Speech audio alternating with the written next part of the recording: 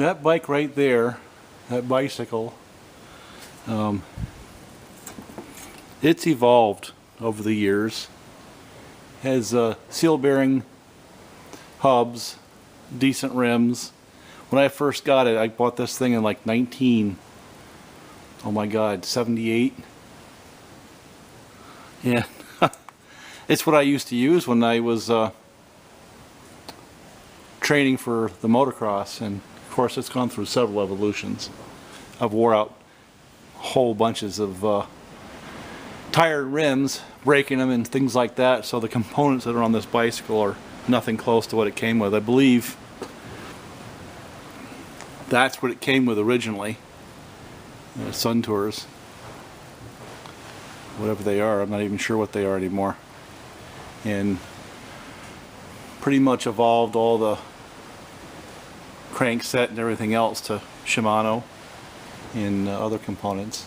The derailleurs were Shimano now, but wow, I can't even tell you how many miles I've pedaled on this bike over the last 40 years. The only reason I'm putting this is we've got a bicycle enthusiast in the crowd, and this is the only one I can bring to the table. But of course, this is the one I rode for years and years and years.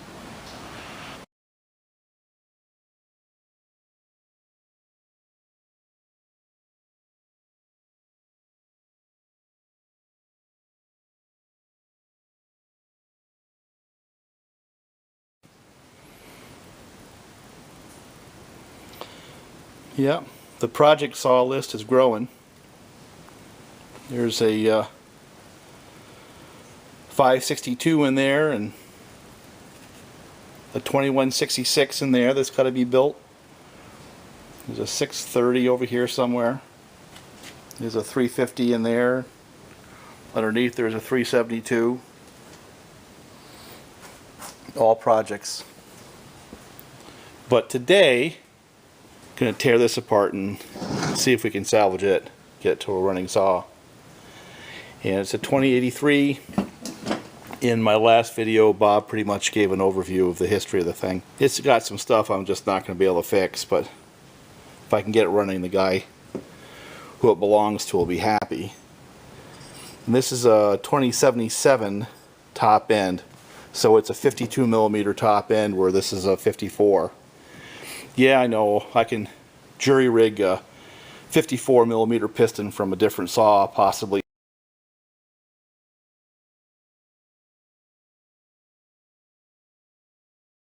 The muffler came off. This thing is also missing some hardware. I notice it doesn't have the larger Jonsered stuff.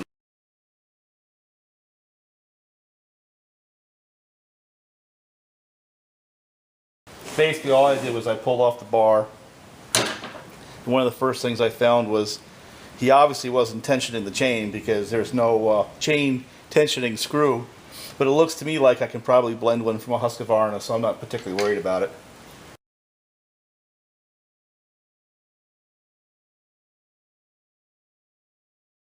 I'm not going to use power tools on this because I kind of want to be gentle on it.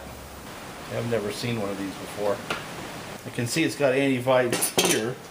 You know, it's got anti-vibe kind of to these 2 points, not like the handles like the Husky has.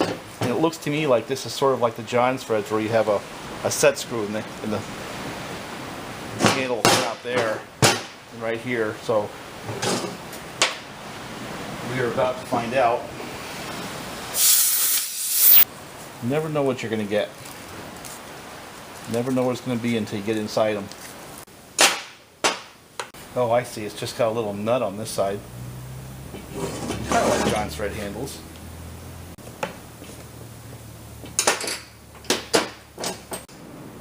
Yeah, see, it's got these little nuts behind. It's a fine thread that kind of capture the handle. It looks like it's the same deal over here.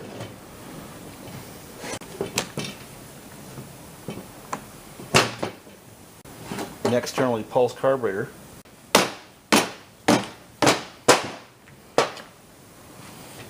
Sort of a quasi Husqvarna looking chain brake arrangement is what it looks like to me. So I've got 1, 3, with the handle 4. That's really it, isn't it? And then the pulse line will come off. Well, the filter comes apart like that. And then it looks like it has two, like 3mm or 3.5mm bolts that hold the carburetor. Threaded hole on these plates, and that's what clamps that rubber intake manifold. That's a pretty positive arrangement. Kind of like that. Boy, those suckers are untight.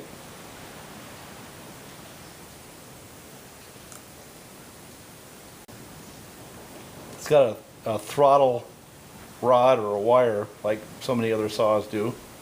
That's good. You know, my first impression is this is really not a bad saw to work on.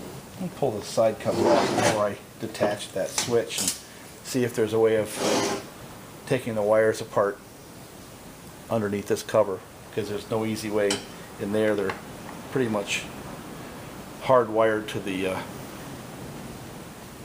switch. This is truly a discovery process, and those are standard screws from Husqvarna, so there's a lot of crossover in hardware.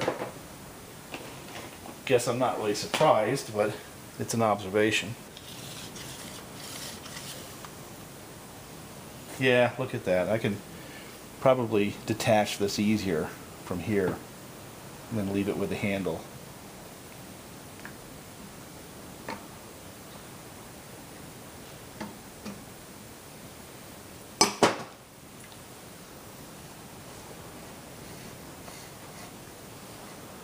It's a pretty hefty grounding screw right there. You know, this almost reminds me of some of those old Homelite anti-vibes. The way it's laid out like this. It's a 6mm up there, it's much larger.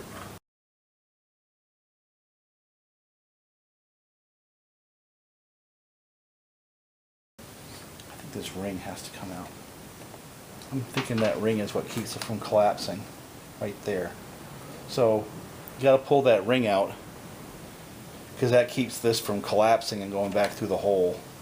And once I've done that, then I can take this and push it back through the hole. Okay, now what's holding it? And the only thing that's holding it now is the pulse line, which goes right down to the crankcase. God, that cylinder doesn't look bad on the intake side. Just the exhaust. So the pulse line, these lines to the ignition system, the anti-vibe obviously, that's what holds it all together. So anyway, there's a handle, carburetor. At some point I'm going to turn the camera off and just clean these up some, but I want to break it all the way down while I got the camera running. I'm somewhat inclined to leave it unless I see no choice. I think I can work around it. So there's a command decision right there. How's that? I can hear it already now. Wuss, wuss.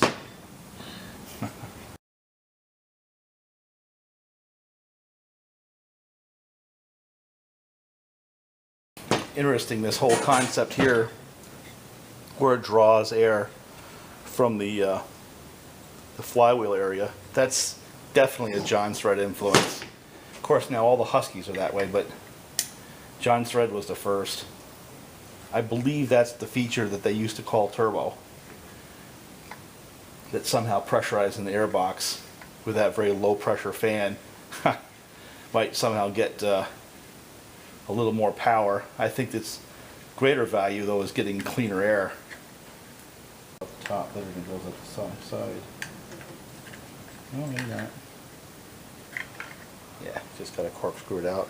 So now we're down to where the cylinder is, and it looks like a cylinder. See anything radical here? Surprised we have 4mm versus something a little bit larger for cylinder bolts.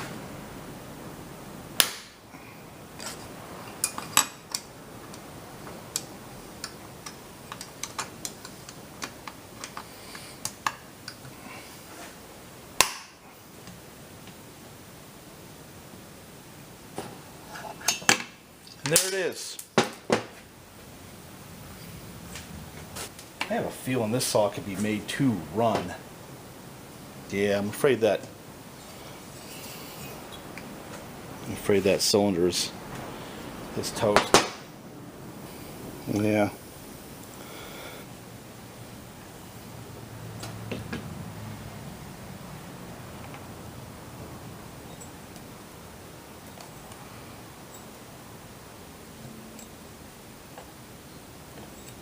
Bottom end seems like it's smooth.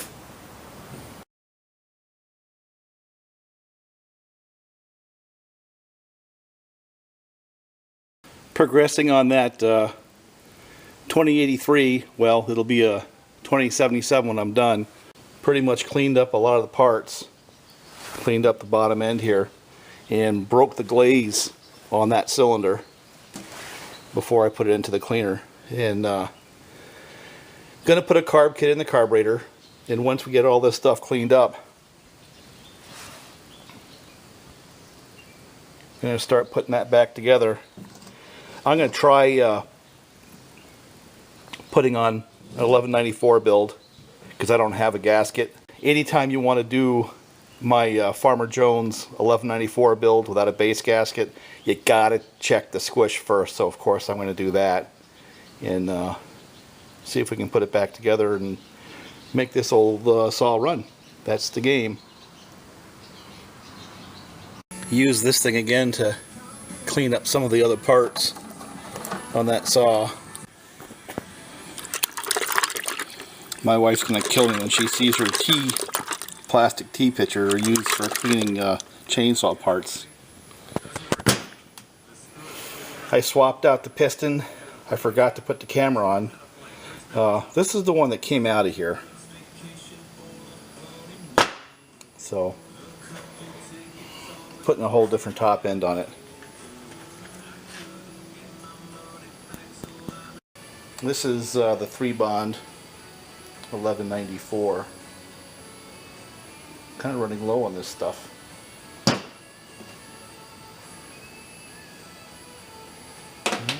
Put together a fair number of saws with it.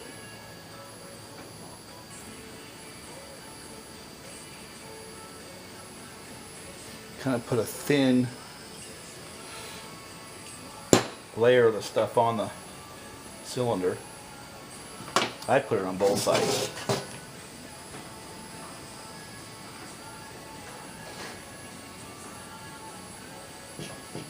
Sometimes it's not really easy to get it. You got big old heavy fat hands like I have. You try.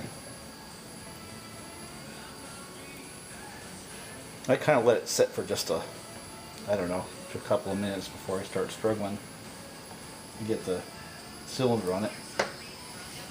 I try to find something I can jam in the flywheel as I put the cylinder on. Then you have the plastic ring compressor. And this one here has just been used and used and used and used and used.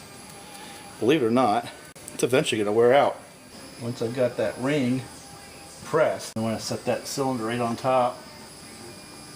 See if I can push it up in there. Look at that. Just sit right on there. Pull it right out.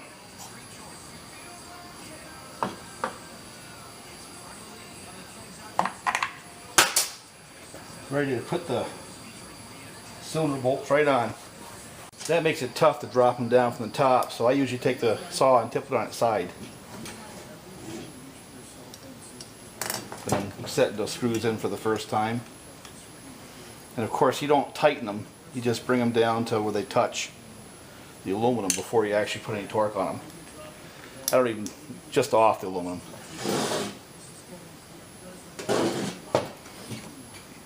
And that makes it a little bit easier just setting it on its side. First of all, you can see where they are. And second, it doesn't fall off the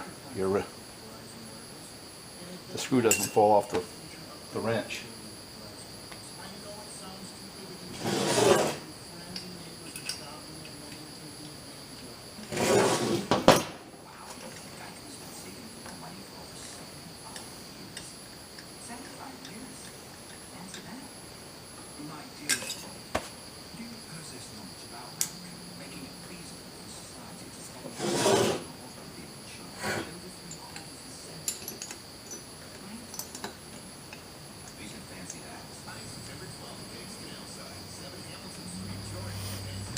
Now it looks like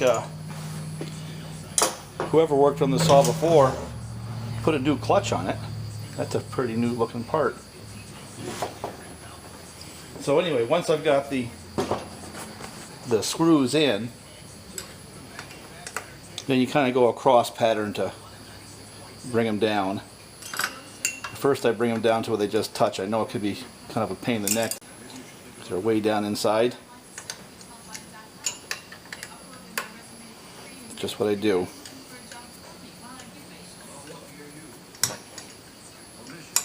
And once I got them where they just touch, then I'll start a tightening pattern.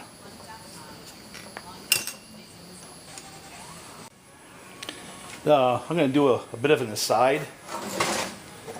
One of the options when you have oddball cylinders that you have to try to repair is sometimes you can find a piston that's designed for a different saw and put it in there and get by. And that was one of the suggestions. That was actually one of the options. This piston here is from a steel.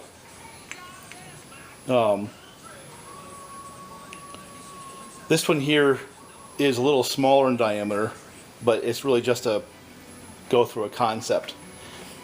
Since this is 54 millimeters, I can get an 066 piston. This is from an I think 064. Yeah, this is 64. This actually goes in the big bore kit for my Husqvarna 272s. Different story, different video. But what will happen is you'll put these things together. Camera's not going to show it, so you're just going to have to trust me. But the pin location where the wrist pin is relative to the top is slightly different, and the skirt length is different. So the dimensions of the piston are different, and that does different things. In this particular case, there's roughly 15-20 thousandths by eye difference, so that would actually increase the compression, assuming it doesn't hit the top of the cylinder. So you might get a performance hit, and since it's got a smaller distance to the bottom of the skirt, that would effectively open and then close later the intake port. So it would open sooner and then close later, increasing the duration of the intake. So this piston here, if I had got a 54 millimeter of this piston from an 066, might actually fit in that cylinder for the saw, and it might actually be a performance boost, a legitimate option. Reason I'm saying this is when you start working on old saws, sometimes you got to get creative. That is a path I could have gone. When I checked the squish on the original cylinder, it was close enough that I don't think I could have put the steel piston in that old cylinder without making up a gasket of about 20 thousandths or more. So I chose to put on the top end from a 2077 because the guy who's getting the saw is not as interested on the performance side as he is on a reliable saw. So keeping things relatively stock is a better idea. The only thing I'm doing is building it without a base gasket and bringing the squish to something that's more, advantageous to torque. In this saw, building it without a base gasket doesn't make a lot of change. So anyway, bottom line is sometimes you can go to the parts list on brand names like Meteor and find a piston that'll get pretty close to what you're pulling out on the saws where you can't get OEM pistons from a dealer anymore. Just a thought.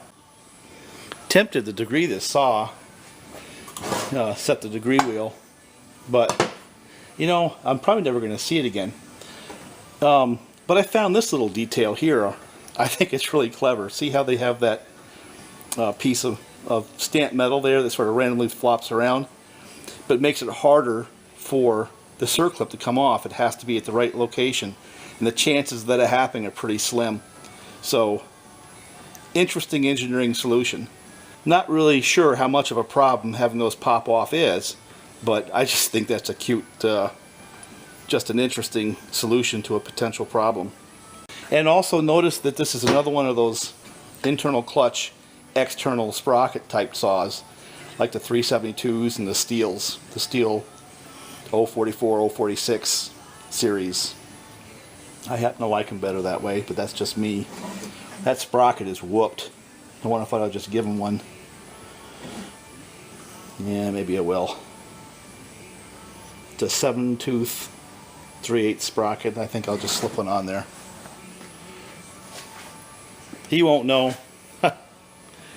But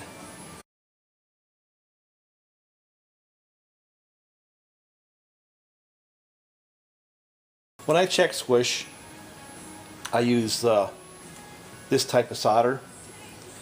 Basically, it has a flux core, which makes it easier for it to flex and crush. You know, it's for doing electrical work. And I'll bring it up to close to top dead center, and I'll just use the wire. You basically crush it, and it leaves that flat spot right on your solder. And this is a quick check, and I know roughly what I have. So roughly 30 thousandths, which means if I put that steel piston in there that has roughly 20 thousandths additional height, that'd leave me with 10 thousandths of squish. That's not enough. You got to have 20 or more when you're building a work saw that's going to go out in the field. My own personal saws, I might push that limit a little bit, but when I'm doing something for a guy who's going to make a living with it, or in this case, it's going to work, nah, I go past 20 thousandths. So in order for me to use one of the steel pistons, I'd have to make up a gasket to bring that squish back to 20 thousandths, and I don't have one. So it's just going to get the 1194 build in a stock piston, and it's not going to get that additional duration on the intake that I would have with a steel. Not that I need it, because I haven't degreed it. I don't know if I would make a difference or not. Maybe I'll do that some other time. Slap a degree wheel on the crank and measure it, but I'm not going to do it on this saw. I just want the saw to run well, close to stock as possible. That's really what it needs to do. The other thing I notice on this saw here is the pulse line is to the crankcase, not to the manifold. That line actually looks pretty good. It looks like it was fairly recently replaced. Probably replace it anyway, but just as an aside. So anyway, cylinders on. And I checked the squish like I always do. 30 thousandths. A mild saw. So I'm not going to bore you with all the details of assembling the saw, but it's going to get a carb kit. I'll put on new lines and basically reassemble it. If I find something that's kind of interesting about the reassembly process, well, maybe I'll put it on film. Other than that, I'm just going to put this saw together as it is, get it fired up, and then go up to the test log and see if it can cut some wood. I think this carb here is going to get a carb kit. That saw went lean for a reason, and you know, there's a variety of reasons why a saw can go lean. A couple of them I'm hoping will not be the case. For example, I don't want it to be the bottom end seals, which is possible. I'm hoping it's something simple like the carburetor going lean, or maybe a fuel line or pulse line. The pulse line actually looks good. Looks like it's fairly recently replaced. As does the fuel line. It looks pretty good too. So I'm not getting any hope from that. And I tested the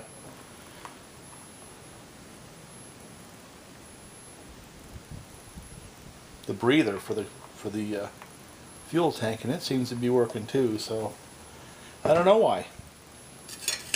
We're going to try to find out. One thing I always check is, I don't know if you can see in there, but there's a filter in there, and I always clean that out. Well, got a carb kit, WJ's, and I guess, yeah, it's a WJ. You see these things on model airplanes. So what I'm going to do is pop in a couple of diaphragms. Bottom line's this: I'm going to get this thing running, this saw, with this stuff here first, and if that doesn't solve it, and then I'm going to start pulling seals. I actually like this gasket that's on here better, so I'm not going to change that gasket because it's got little ridges that surround the cavities, actually make it seal better. So I'm going to leave that gasket right on there. I wonder what brand kit that was. Pretty much all these carburetors, you really have to change the rubber internal parts on a regular basis because the alcohol is attacking them. You know, how much they're attacking them, I guess that depends from place to place, and it's up for debate, I suppose. Now that was a bit of a struggle after I didn't have the camera on to get this boot to come through here. And there's a metal ring it has to go through. And of course there's a metal ring on the other side.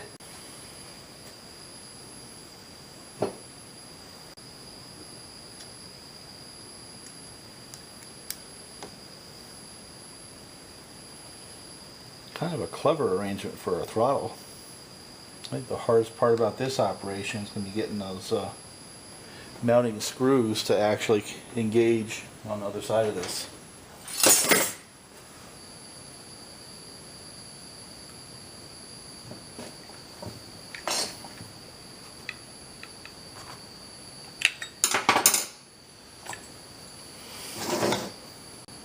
Have an interesting place to route a wire, but that's literally the only way it can go.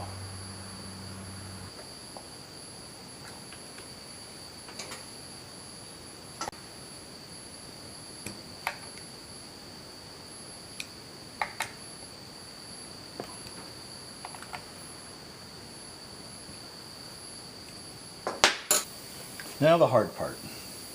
At least what I think is going to be the hard part.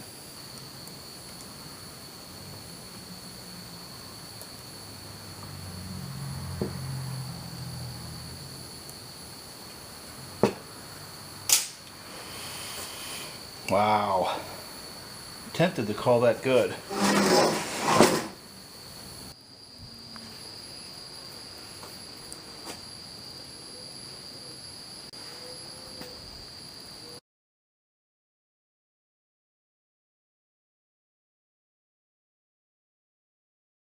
This is that 2083 that I had to fix that had a bad cylinder. The cylinder and piston were scorched pretty bad.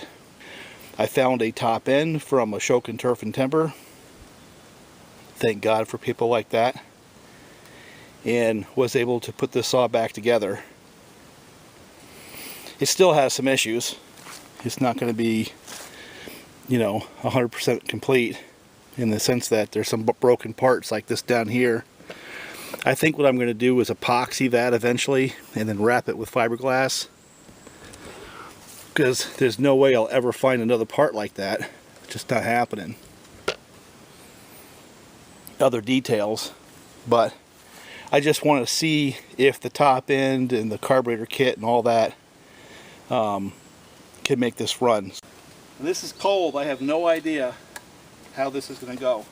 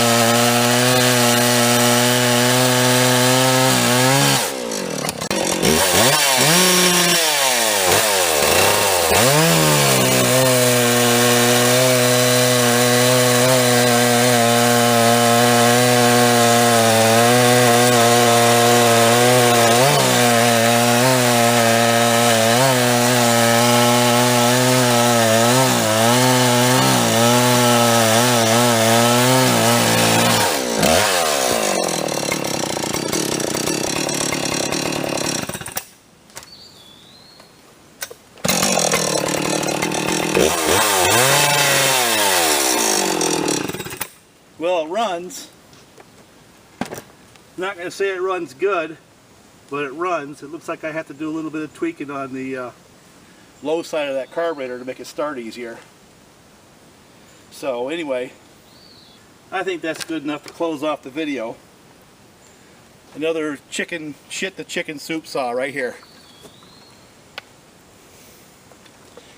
2083 blended with old parts.